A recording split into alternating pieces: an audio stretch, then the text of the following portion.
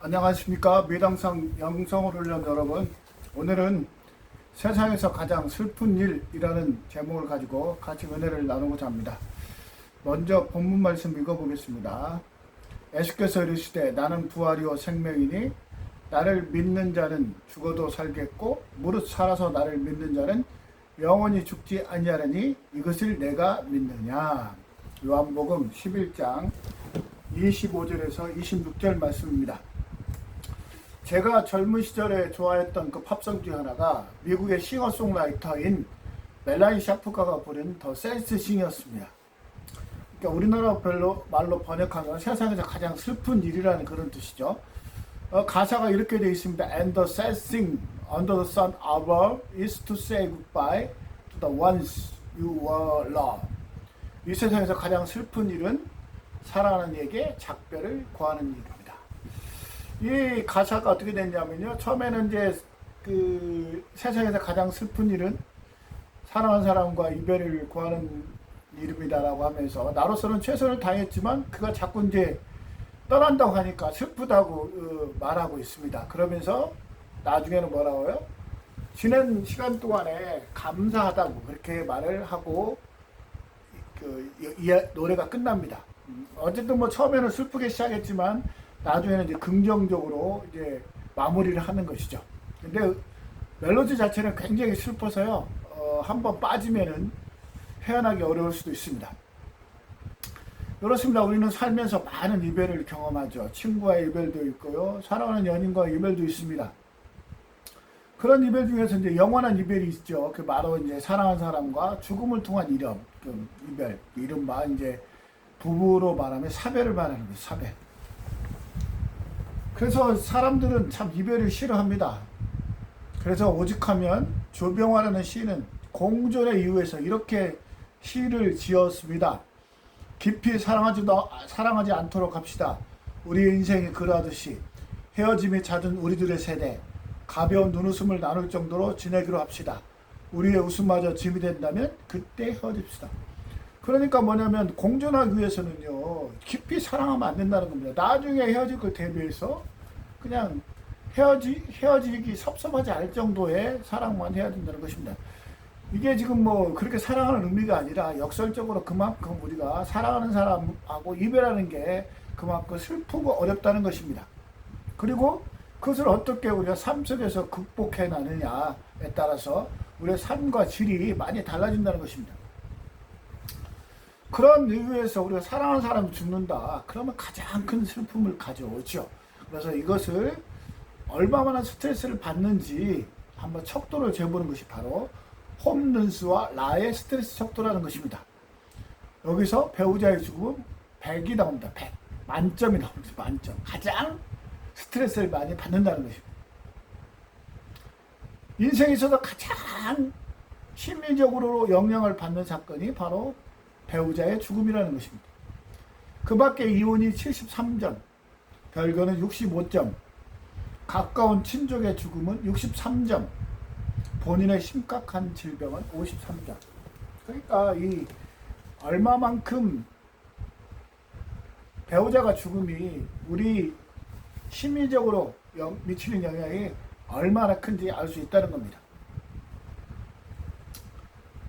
어쨌든 사랑하는 사람이 죽는 것도 이별의 한 형태지요. 아주 그냥 사별 안 하니까 이제 다시는 못 만나는 거죠.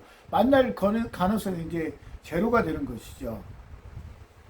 근데 왜 사별하면 슬플까요? 그 당연하게 이제 같이 있을 때는 같이 있음으로 해서 심리적인 안정감을 느낄 수 있었는데 그것을 이제 박탈당함으로 인해서 생기는 이제 불안감 때문에 우리가 그렇게 이별을 고통스러워한다는 것이죠. 이게 이제 신경 전달 물질과 호르몬의 변화를 보면 어떻게 이제 변화가 되냐면 먼저 도파민과 옥시토신이 감소합니다. 우리는 이제 사랑하는 사람과 만나면 누군가를 사랑하면 도파민하고 옥시토신이 이제 분비가 되는데 그것들이 이제 분비되지가 않으면 그러니까 도파민하고 옥시토신은 이제 우리의 심리를 안정시키는 역할을 하는데 도파민하고 옥시토신이 분비가 감소된다는 것은 자연스럽게 우리가 불안하게 된다는 것입니다. 그리고 두 번째로 코르티솔이 증가하는데, 코르티솔은 뭐냐면, 코르티솔은 이게 불안하고 관련이 있어요. 그러니까 도파민하고 옥시토신은 줄어들고 코르티솔이 증가하니까 자연스럽게 우리가 불안해질 수밖에 없는 것이죠.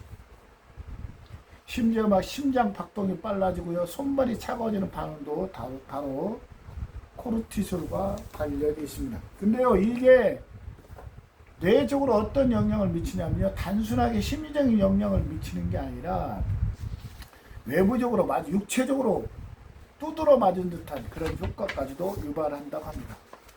그러니까요, 마치 망치로 그냥 딱 때려가지고요, 뼈가 하나 부스러지는 효과가 나타난다고 합니다. 상당한 심리적인 고통이 있다는 것을 볼 수 있죠. 성경에서도 사랑하는 사람과 이별을 하는 장면이 나옵니다. 바로 다윗과 압살롬인데요. 압살롬은 다윗의 아들이었죠. 그래서 다윗의 아들 다윗은 아들 압살롬이 죽는 것을 보고 깊은 슬픔에 빠집니다. 사무엘하 18장 33절 말씀입니다. 왕의 마음이 심히 아파 문 위층으로 올라가서 우니라. 그가 올라갈 때 말하기를, 내 아들 압살롬아, 내 아들 압살롬아, 차라리 내가 너를 대신하여 죽었더면 압살롬 내 아들아 하였더라. 얼마나 아들을 잃은 고통이 큰지 울면서 내가 차라리 대신해서 죽었으면 좋았을 것이라고 얘기하는 것이죠. 압살롬은요, 다윗의 아들이었는데요, 다윗에게 반란을 일으켰어요. 반란을 일으켜서 뭡니다? 도망치다가요, 반란이 실패됐죠. 도망치다가 큰 상술의 나무에 걸려가지고요, 머리가 걸려서 공중에 매달리게 됩니다. 이때 요압의 부하가 이를 보고 요압에게 알렸고요, 요압은 작은 창 셋을 가지고 압살롬의 심장을 찔렀습니다. 그리고 이후 요압의 무기를 든 청년 10명이 압살롬을 에워싸고 죽였습니다. 압살롬이 결코 평온하게 죽지는 않았다는 것을 볼 수 있으시죠. 성경에 기록되어 있습니다. 사무엘하 18장 14절에서 15절에 기록되어 있는데요, 한번 읽어보겠습니다. 요압이 이르되 나는 너와 같이 지체할 수 없다 하고 손에 작은 창 셋을 가지고 가서 상수리 나무 가운데서 아직 살아있는 압살롬의 심장을 찌르니 요압의 무기를 든 청년 10명이 압살롬을 에워싸고 쳐 죽이니라. 압살롬은요, 다윗의 아들이지요. 그러니까 선택받는 왕족이 아닙니까? 그럼에도 불구하고 반란을 일으켜서 결국에 뭐예요? 비참한 죽음을 맞는 것이죠. 이게 뭐 어떤 상징적 효과가 있냐면요, 인간이 죄를 지며 이렇게 비참한 상태에 이른다는 것을 상징적으로 보이는 사건이라고 볼 수 있습니다. 인간이 죄를 지면요, 아주 그 죄의 효과가요, 굉장히 파괴적이고 치명적입니다. 죄를 짓기 전에는요, 아무도 예상할 수 없는데 막상 죄를 짓고 나면 그 죄의 효과가 굉장히 파괴적이고 치명적인 것이죠. 압살롬도 다윗을 대항하여 반란을 일으킬 때는 이런 처절한 죽음이 자기한테 올 거라고는 한 번도 생각하지 않았겠죠. 또한 요압이 압살롬을 직접 찌르고 죽인 사실은요, 심판의 엄중함과 회개하지 않은 죄에 대한 최후의 결과를 표현합니다. 우리도요, 죄를 지어서 회개하지 않으면요, 이처럼 지금요, 요압이 어떻게요, 압살롬이 살아있을 때 창 갖고 죽이잖아요. 얼마나 고통스럽겠습니까, 지금. 내가 뻔히 생명이 살아있는 데서 날 죽이는 거예요. 여러분, 죄를 지으면 이런 어마무시한 효과가 있습니다, 여러분. 물론 인간이기 때문에 죄를 지을 수밖에 없죠. 죄에 항상 노출되어 있죠. 그럼에도 불구하고 늘 하나님을 찬송하고요, 예수님의 그런 능력 안에서 죄를 짓지 않으려고 노력을 해야 됩니다. 왜냐하면 죄의 결과는 항상 참혹하기 때문에 그렇습니다.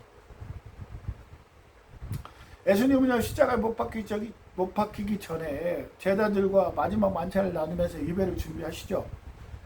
제자들은 예수님의 죽음을 슬퍼하지만 오히려 예수님은 위로와 희망을 줍니다. 예수님의 인간과 다른 점이죠. 요한복음 14장 1절에서 3절 이렇게 기록되어 있습니다. 너희는 마음에 근심하지 말라. 하나님을 믿으니 또 나를 믿으라. 내 아버지 집에 거할 곳이 많도다. 그렇지 아니하면 너희에게 일렀으리라.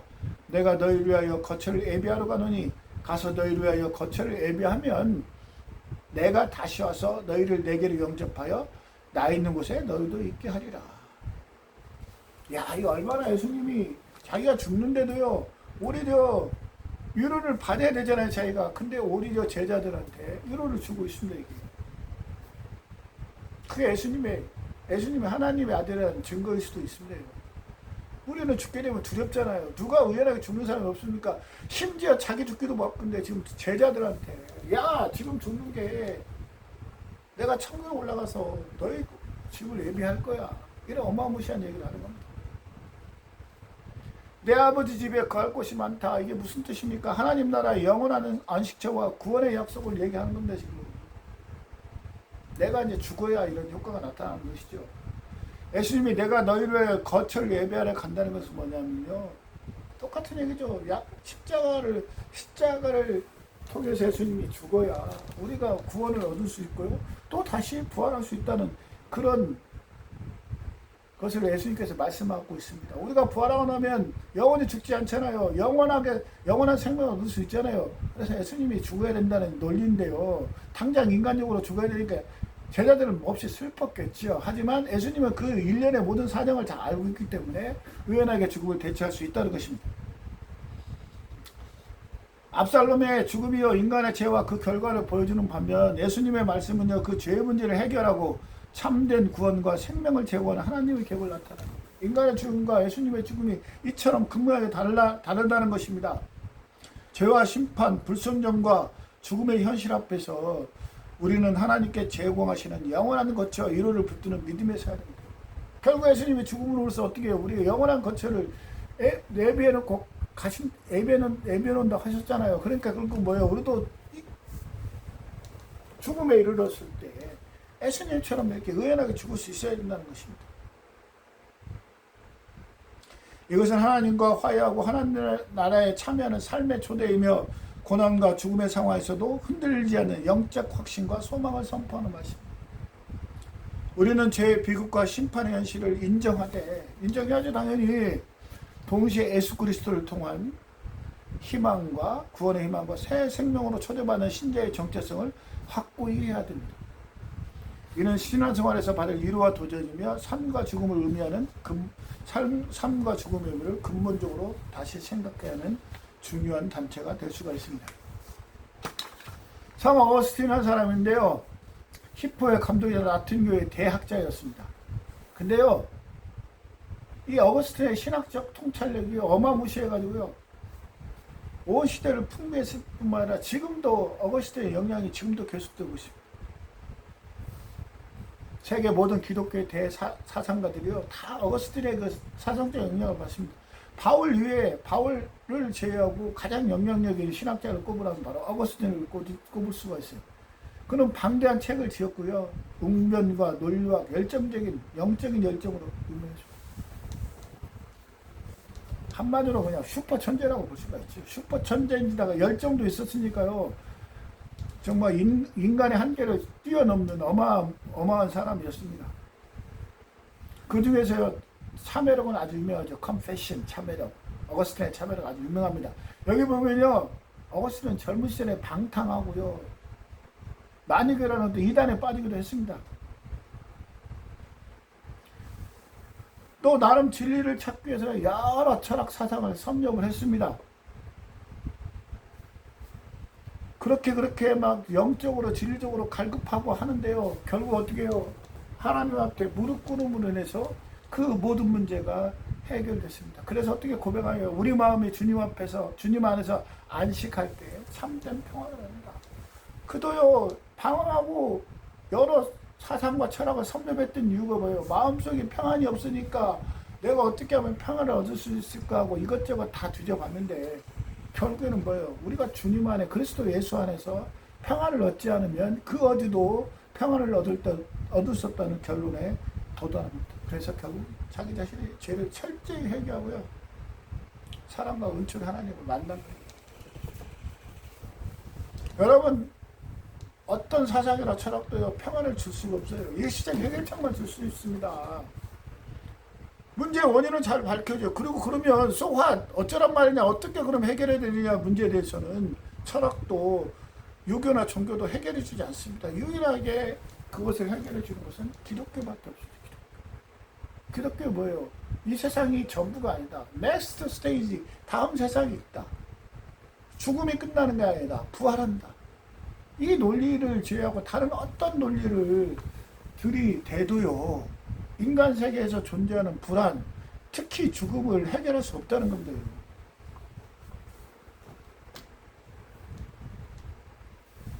참회는요, 인간 내면의 죄성을 솔직히 드러내는 동시에요, 그 죄를 이기시는 하나님의 은총을 보여주는 겁니다. 사람은 스스로 온전히 선할 수 없고 오직 하나님의 은혜로 회복된다는 것입니다. 여러분, 어거스틴은 자기 연민이나 자신감으로 아닌 철저한 자기인식과 하나님 앞에 겸손을 강조하며 이것이 참된 회개임을 설명하고 있습니다. 책의 중요한 부분 중 하나는 기억과 시간에 대한 성찬인데요, 어거스틴은 사람이 기억을 통해서 과거를 붙잡으려 하지만 오직 하나님 안에서만 참된 시간의 의미와 삶의 목적을 발견할 수 있다고 합니다. 우리의 인생 또한 현재를 살면서 과거의 기억과 미래의 소망 가운데 하나님을 바라봐야 함을 가르치고 있습니다.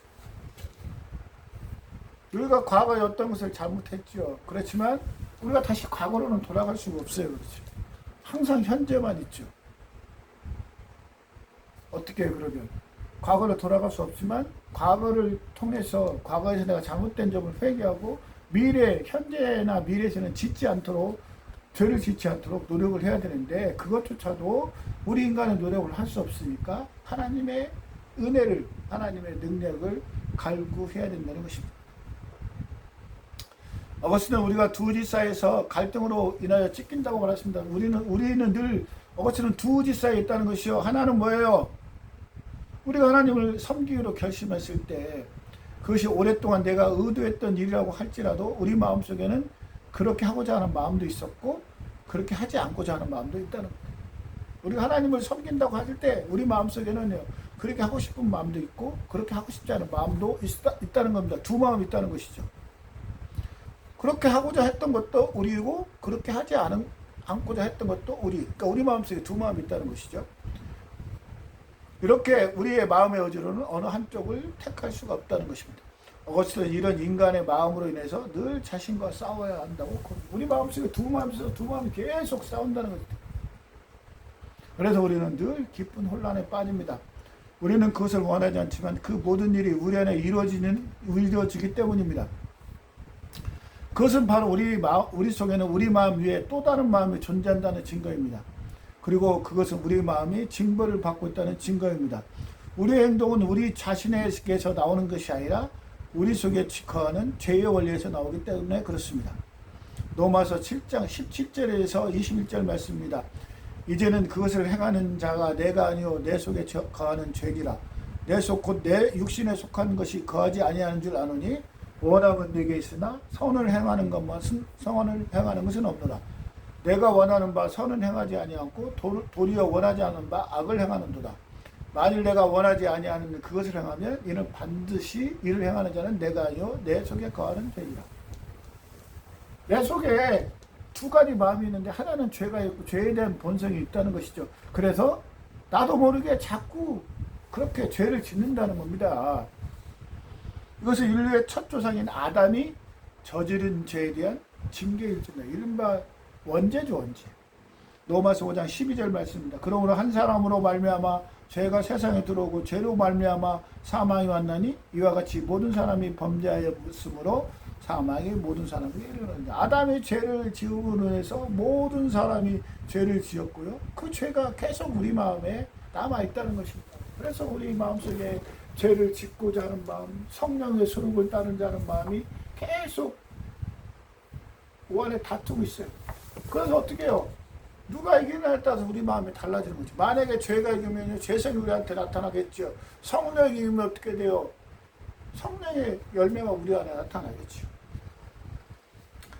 아담이 전에 인간의 본질과 운명에 깊은 영향을 끼쳤으며 그의 범죄로부터 사망이라는 결과가 온 인류에 미쳤다는 것을 성경은 분명히 말씀하고 있습니다.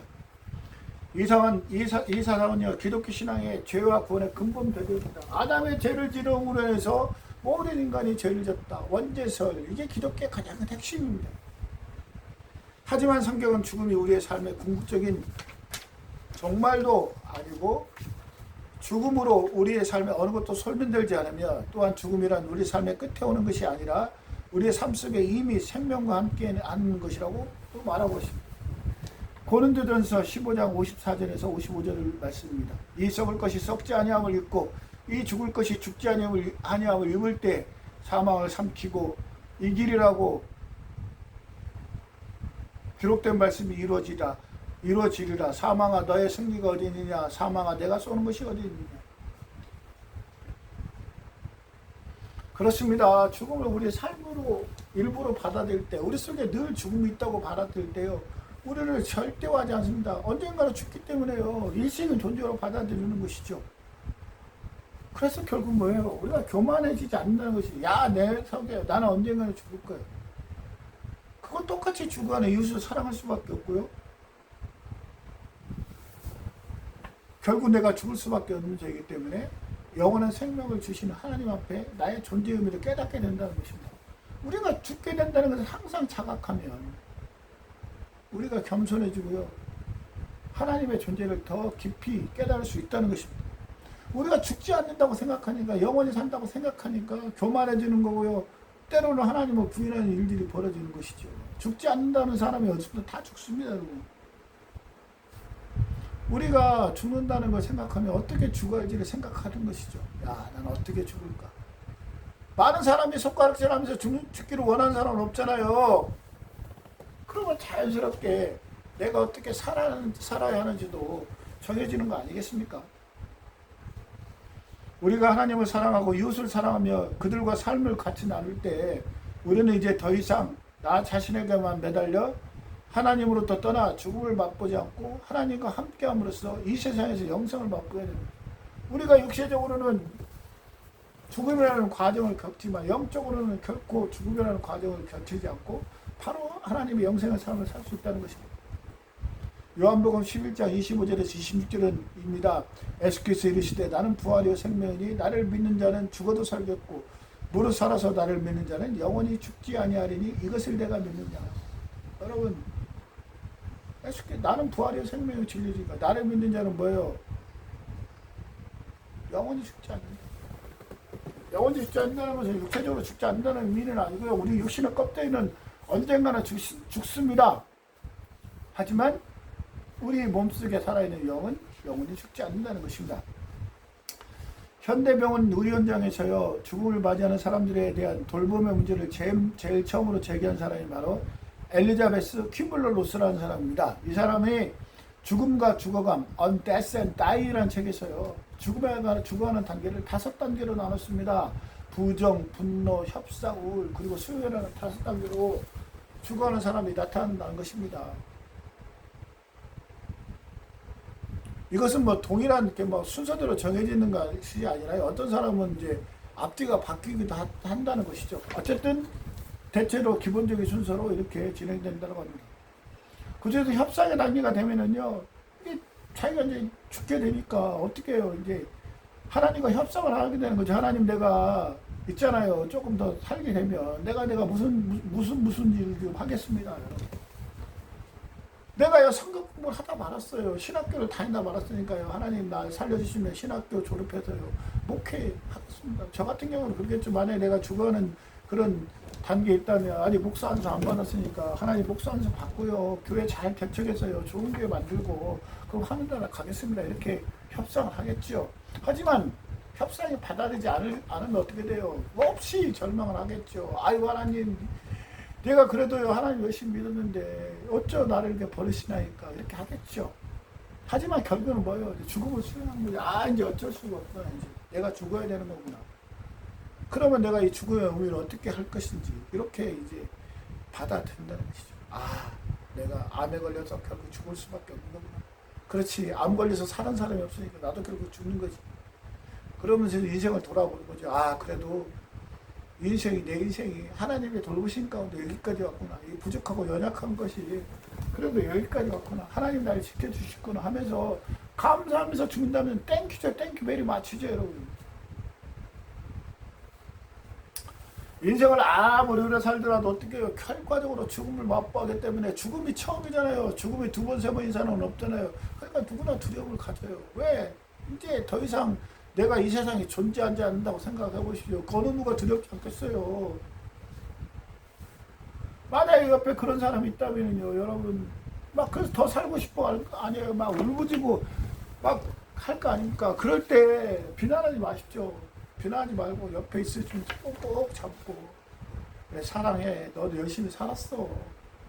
이제 마음 정리하고 가야 돼. 이렇게 얘기해야지. 야, 넌 살 만큼 살았는데 왜 네가 하나님 목숨을 주가는, 너도 하나님 목숨을 주가는데 네가 왜 하나님을 협상하려고 해? 이렇게 비난하면 안 된다는 것이네요. 정말로 할 말이 없으면 어떻게 그냥 손만 잡아주세요. 손이라도 꼭 잡아주고. 그냥 마세요. 비난할 일이 아닙니다. 왜냐면요, 다 두려워요. 그렇게 비난한 그 사람조차도 죽을 때 되면 오히려 더 매달릴 수도 있죠. 그걸 어떻게 합니까, 자기가. 그러니까 절대 비난하지 말라는데. 로마서 12장 15절에서 16절에 이렇게 기록되어 있죠. 즐거워하는 자들과 함께 즐거워하고 우는 자들과 함께 울라. 서로 마음을 같이하며 높은 데 마음을 두지 말고 도리어 낮은 데 처하며 스스로 죄 있는 척하지 말라. 즐거워하는 자들과 즐거워하고요, 우는 자들과 함께 울라고 그럽니다. 높은 데 마음을 두지 말고요, 도리어 낮은 데 스스로 죄 있는 척하지 말라는 겁니다. 인간이 얼마나 죄가 있겠어요. 얼마나 죄가 있겠고 얼마나 높으면 얼마나 높겠습니까, 여러분. 예수님도요, 마리아 아버지 오라버니가 죽었다는, 병들어 죽었다는 얘기를 듣고요, 눈물을 흘리고 있어요, 여러분. 예수님이 죽은 나사로를 살릴 수 있는 능력이 없어서 그런 게 아니에요. 같이 슬퍼하는 자들과 같이 슬퍼하는 게 예수님의 속성이에요. 왜냐하면 예수님 인간의 속성을 갖고 왔기 때문에 그렇습니다. 예수님은 신의 속성도 있지만 인간의 속성도 있잖아요. 그러니까 같이 울어준 겁니다. 자기가 살릴 수 있으면 얼마든지 살릴 수 있죠. 그런 가능성이 있음에도 불구하고 예수님은 같이 울어줬습니다. 요한복음 11장 33절에서 35절 말씀입니다. 예수께서 그가 우는 것과 또 함께 온 유대인들이 우는 것을 보시고 심령의 비통이 여기시고 불쌍히 여기사 이르시되 그를 어디에 두었느냐 이르되 주여 와서 보옵소서 하니 예수께서 눈물을 흘리시더라.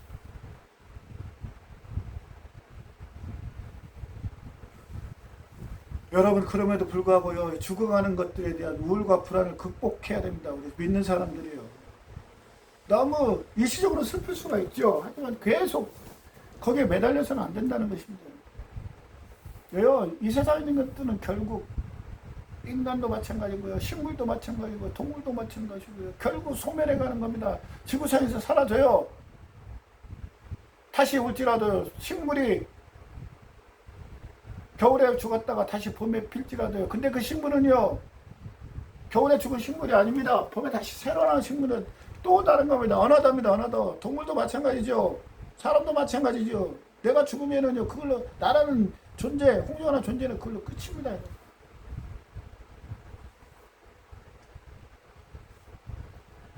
그래서 우리가 언젠가 죽는다는 걸 알고요, 기억해야죠. 메멘토 모리, 죽음을 기억해야 되죠. 그래서 이 삶을 충실하게 살아야 된다는 건데요. 전도서 12장 7절입니다. 흙은 여전히 땅으로 돌아가고 영은 그것을 주신 하나님께로 돌아가기 전에 기억하라. 메멘토 모리, 죽음을 기억하라는데, 여러분, 죽음을 기억하라. 너는 언젠가는 죽는다는 것을 꼭 기억하라는 것입니다. 그래서 그 언젠가 죽는다는 걸 인식을 하고요, 그 인식 가운데요, 삶을 좀 왕성하게 살라는 겁니다. 지혜롭게 살라는 겁니다. 의미 있게 살라는 겁니다. 가치 있게 살라는 겁니다, 여러분.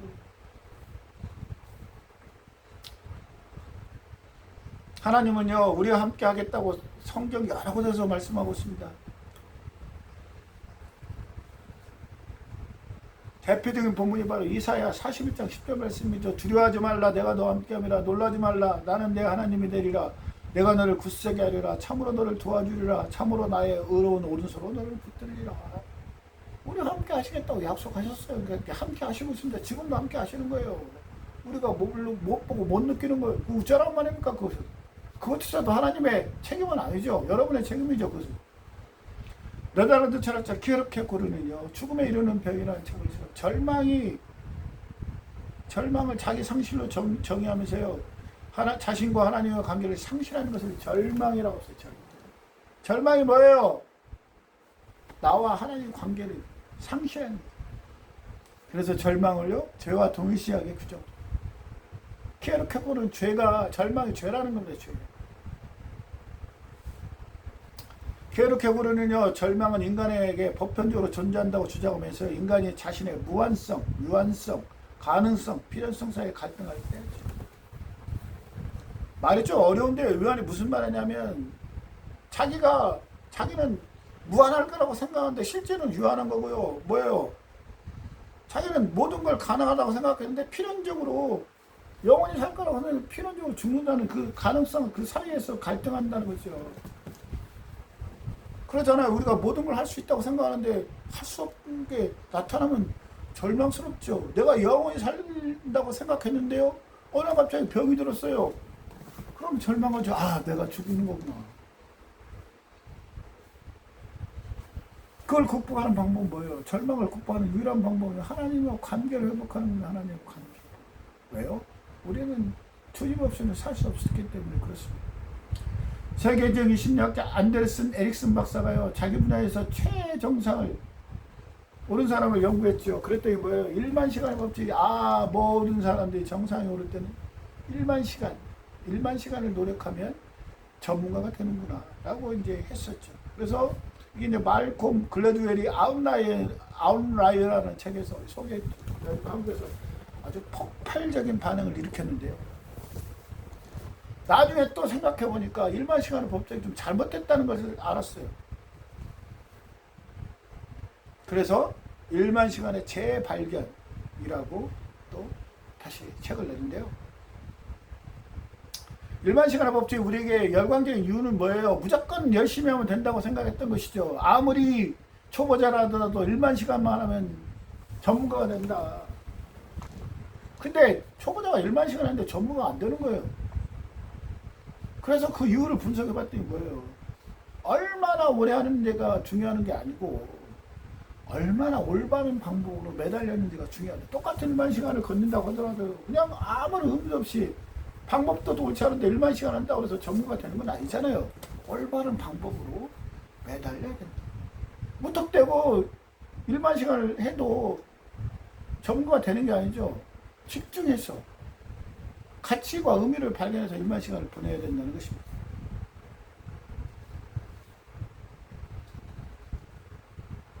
하나님 앞 우리가 이제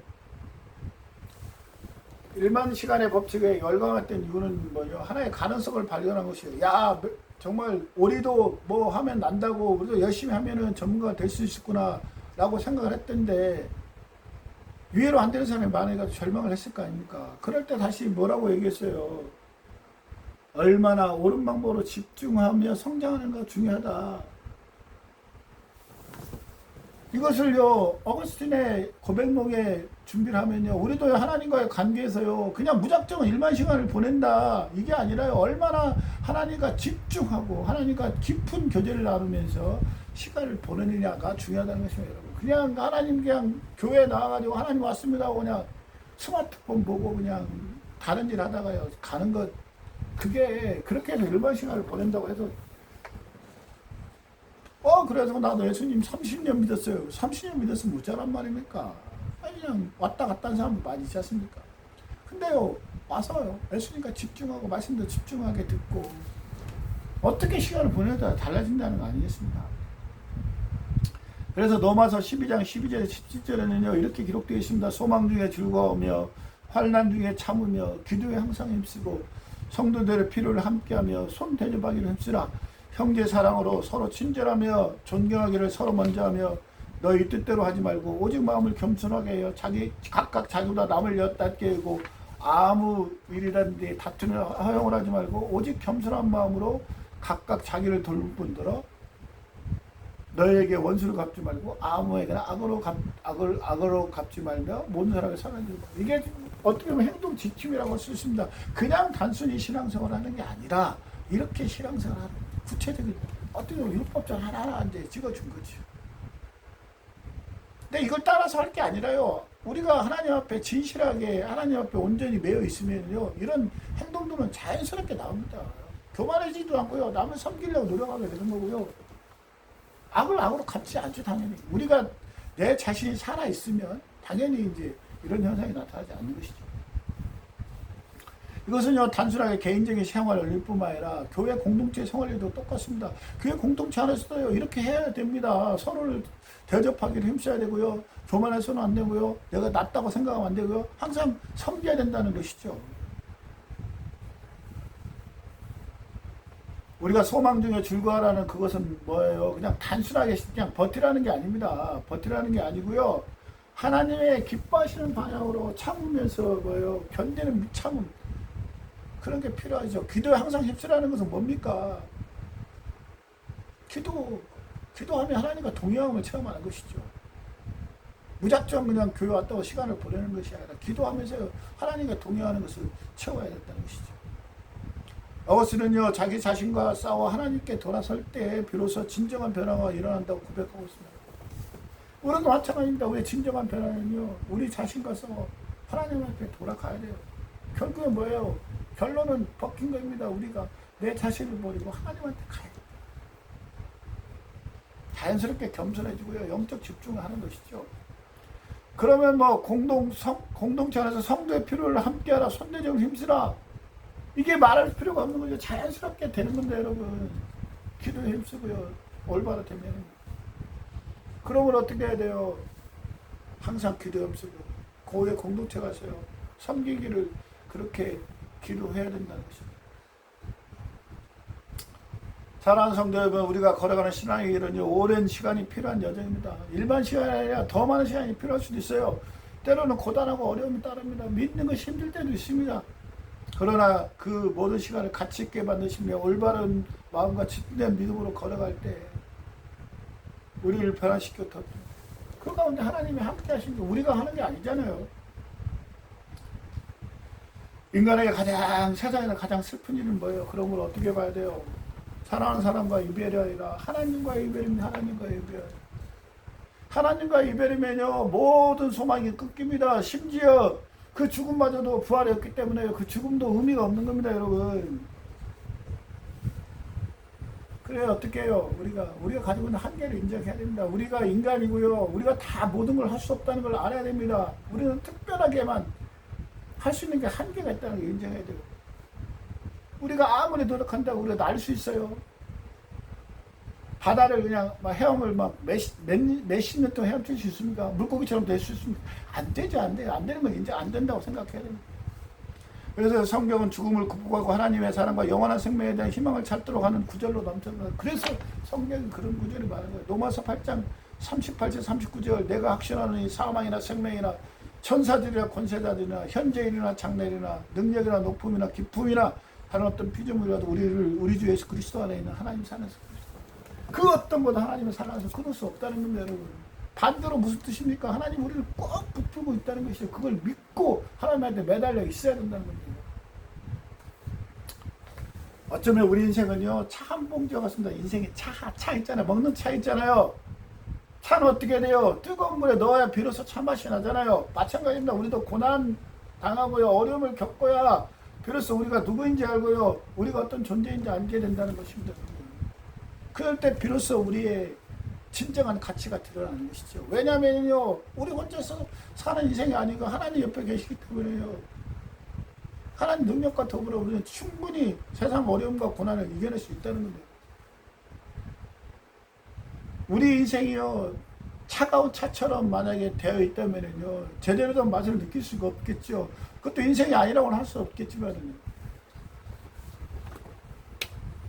그러므로요 지금 죽음보다 깊은 절망이 있다면 어떻게 해요? 하나님 의지하고요. 결국 죽음조차도 하나님이 통할하기 때문에 하나님 의지하고요. 이겨낸다는 것입니다. 여러분. 주님과 함께라면 여러분 그 어떤 것도 이겨낼 수 있지 않겠습니까? 여러분 혼자서 할 수 있는 일을 주님과 함께 하시면 됩니다. 사무엘 베게트라는 사람이요 고도를 기다리라는 작품을 썼죠. 근데요 재밌는 것은요 두 사람이 나오는데요 고도라는 게 이제 어떤 사람을 얘기하는 것 같은데요. 절대 사람이 나타나지 않습니다. 끝까지 나타나지 않고 끝나요. 우리 인간이라는 게 그렇습니다. 우리 인간은요, 누군가 나타나서 나한테 무엇인가를 해결해 주기를 원합니다. 고도를 기다리고 있죠. 하지만 인간 세계에서 고도는 절대 나타나지 않습니다. 그럼 어떻게 해야 돼요? 하나님을 의지하자. 우리에게 고도는 하나님입니다. 하나님. 근데 하나님은요, 기다릴 필요가 없어요. 이미 우리 안에 계시니까요. 우리가 찾으면 됩니다. 고도처럼 기다릴 필요가 없어요. 오늘도 여러분 누군가를 기다리고 있을 것입니다. 고도를 기다리고 있을 것입니다. 기회를 기다리고 있을 것입니다. 어떤 지혜와 능력을 기다리고 있을 것입니다. 하나님. 하지만 그 모든 것의 출발점은 어디라고요? 하나님입니다. 오늘도 하나님의 능력 안에서 정말 미치도록 당당한 오늘 하루 되시기를 진심으로 축원드립니다. 감사합니다. 샬롬.